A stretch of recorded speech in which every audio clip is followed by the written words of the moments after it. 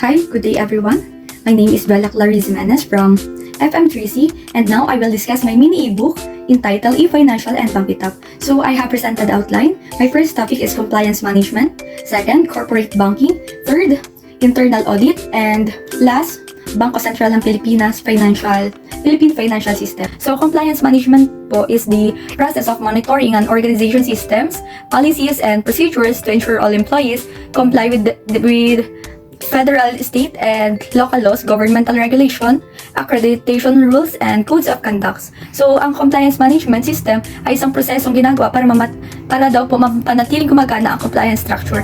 Itong proseso kung saan mo binubuo ang iyong manual na patakaran para sa namamahala sa pagsasanay at profesional na pag-unlad.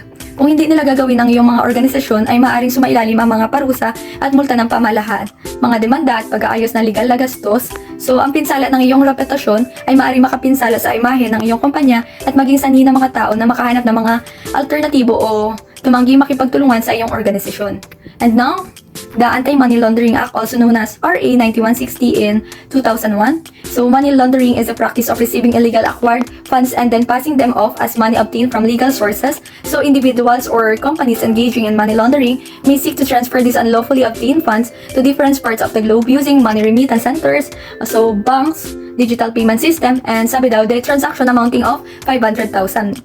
So, that's the app banks to submit CTR or yung tinatawag natin na covered transaction report. So, ang halimbawa nito ay yung malaking deposito ng cash sa isang account ay maaaring mag-udyok sa isang bangko na hilingin sa depositor at i-verify ang pinagmulan ng pera. So, bagamat maaaring inisin ito ang mga customer na walang ginagawa mali. So, or ganun talaga kasi kailangan malaman kung saan ang gagaling ang pera, lalo na kung malaki ang halaga. So, doon na pumapasok ang KYC or Know Your Clients of any AML or anti-money laundering compliance program. So, simple words, laundering a dirt money to make it clean. So, nilalabahan yung mga maruruming pera para maging ito malinis. So, in money laundering, a compliance, a red flag describes a warning signs that indicates the possibility of money laundering or other criminal activities.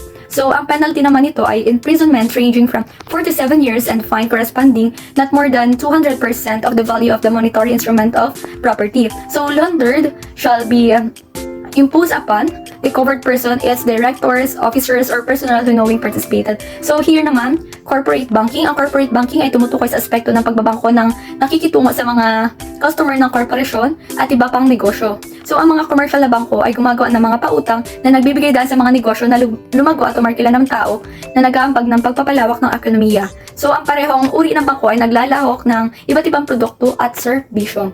So sabi dito na ang corporate bankers ay nagpo-provide ng financial advice to commercial clients and institutions as well as the promoting financial systems and product to help these clients runs their operation. So ang corporate banking ay isang napakahalagang division sa loob ng maraming malaking commercial na bracket sa bangko sa pamamagitan ng nagsisilbing isang critical na ugnayan sa pamamagitan ng pangkat ng commercial. So, next, internal audit. Ito yung isa sa pangunahing layunin ng isang internal na audit upang mapanatili ang mahigpit na pagkontrol sa lahat ng mga aktibidad ng mga organisasyon. So, ang pamamahala ay nangangailangan ng katiyakan upang maging tunay ang mga records sa pananalapi ng mga kausayan sa operasyon ng kumpanya. So, ang layunin daw po ng internal audit ay upang mapanatili ang isang aspekto ng pananalapi at pagpapatakbo ng isang negosyo upang magpatuloy sa kasalukuyang taon ng pananalapi, maaring ituro ng panloob ng pag-audit ang pagkakamali, kahinaan at kalakasan ng negosyo. So, tradisyon ng pagkatuon ng panloob na audit sa pagtukoy ng mga paglabag sa patakaran at paghihikayat ng pagsunod sa regulasyon.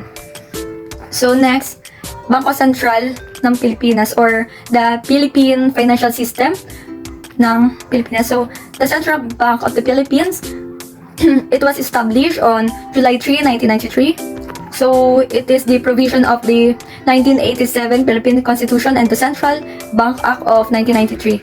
So, the BSP took over the Central Bank of the Philippines. Ang isang sentral na bangko ay nilalarawan bilang nagpapahiram ng huling paraan na nangangahulugan na ito ay may pananagutan sa pagbibigay ng ekonomiya ng bansa nito ng pondo upang ang commercial na bangko ay hindi masakop ng isang kakulangan ng supply. So, sa madaling salita, na pinipigilan ng Bangko Sentral na mabigo ang sistema ng pagbabangko ng bansa. Gayunpaman, ang pangunahing layunin ng Sentral na Bangko ay ibigay ang mga pera ng kanilang mga bansa sa katatagan ng presyo sa pamamagitan ng pagkontrol ng inflation.